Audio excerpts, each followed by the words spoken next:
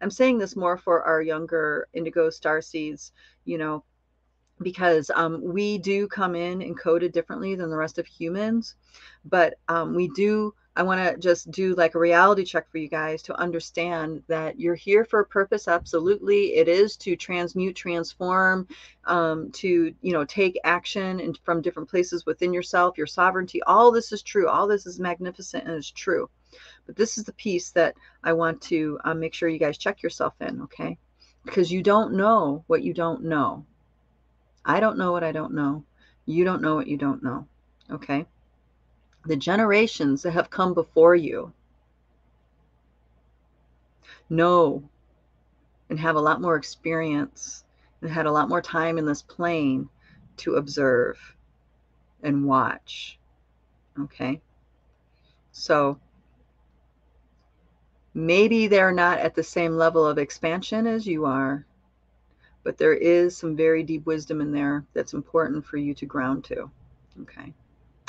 And this, for example, is this idea that you are having an original thought. That is an illusion of the ego driver, that you are having an original thought. This is why we can't truly claim intellectual originality around anything. It's because it is not original to our individuation. We are tuning in, channeling, opening ourselves to this thought. All of that we can own because it takes an effort to do all those things. It takes discipline to do all these things. It takes a lot of teaching, learning, and process to be capable of doing all these things. That we can own. But the actual thought, the actual idea, the actual concepts, those are coming from a collective field that belongs to us all. It's a collective field that belongs to us all. So none of you have rights to own it. That is your ego driver. Okay, that is your ego driver. And I can speak to this because I also have deep roots with elders, ancients. And I'm seeing the new generation of starseeds come forward with work that they think is theirs originally, but really, you know, someone beat you to it. They did it 40 years ago. It's just it was underground and not many people knew about it. Then it was redone 20 years after that. It's just it was underground and nobody knew about it. And here we are, our next generation starseeds are picking up the baton, so to speak, and running with the next level of the work, which is beautiful, amazing, inspiring, all these great things. But do know that that baton would not be there for you to run with if it wasn't for the work of these people who came before you that did that same work. Okay? Barbara Hand Clow is a great example. This is one of the reasons why I love her work so much, because she is a living example of this truth. Okay? And this is why I do this too, that I tell people, you know, everything that I'm bringing forward is open source code. It's yours. It inspires you. Run with it. Keep running with it. You know, if you start to feel like an imposter, you can easily remedy that by just referencing where you got the information from, who is the original inspirer of you, right? That's how you mitigate that. So our ego driver wants to pretend that, you know, we're the shit. But really, we are the shit, so to speak, because we've done work, we've taken action, we worked our forgiveness, we've been able to clean up our ancestry. You know, we've done all the hard work to prepare this vessel to be able to take action on these inspirations. But none of the information itself is new. It's old. It's ancient. It's just now we're at a level of consciousness where we can have humans in existence that can access that infinite data pool. See what I'm saying? Barbara Hancock tells an amazing story in one of her books. I'm trying to remember which one it was. I think it might have been, was it a book or was it a seminar I went to with her? No, no, no, it was a book. Oh, yeah, yeah, yeah. It was Alchemy of the Nine Dimensions, somewhere in there. I think somewhere in the fifth dimension she talks about this, and she talked about, so Palladian Agenda was the precursor to Alchemy of the Nine Dimensions. And that came about because she got struck with the transmission that was extremely intense. And she developed a very, very severe form of tinnitus. And she realized that she's like, she has to get this out, or else quite literally this transmission was going to kill her. Her physical body couldn't handle this transmission. So the first thing she did was map it out, like map the energy out in geometry, in a work of art, right? That helped.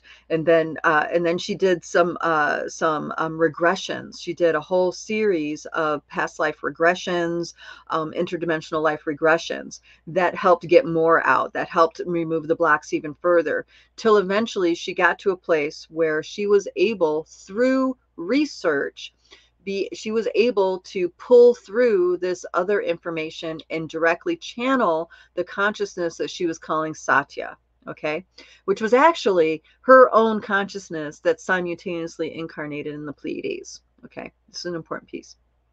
So you would hear that journey and say, okay, this is something unique to her. Only she can do this, right?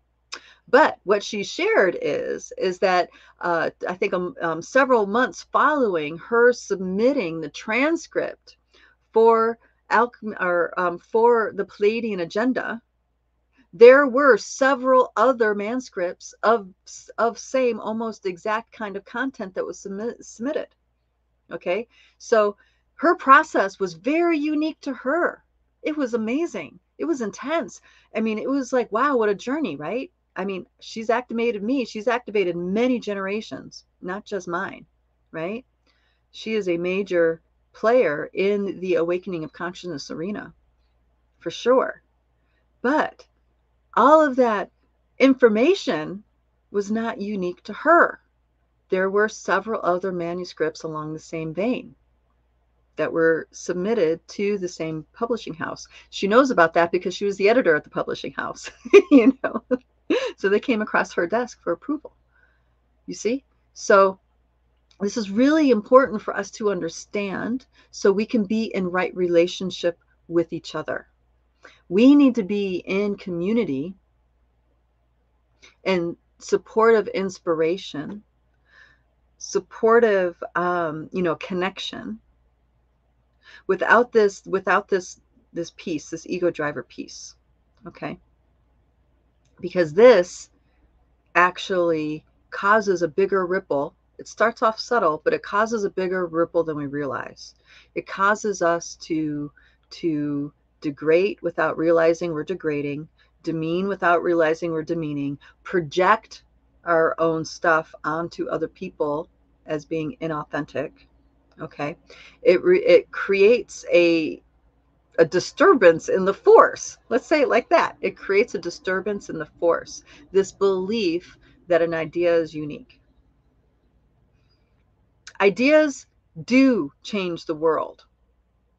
And when you look at all the nesting dolls that come together for an idea to be able to manifest within the consciousness of humanity, it's really clear how it's a collective idea out here in these outer nesting dolls, right? So it's already, see, all it is already has this awareness, right? Then you have these frequencies. The frequency level has the awareness. The light body level already is set up to receive the data. Our Akashic field sets us up to receive the data.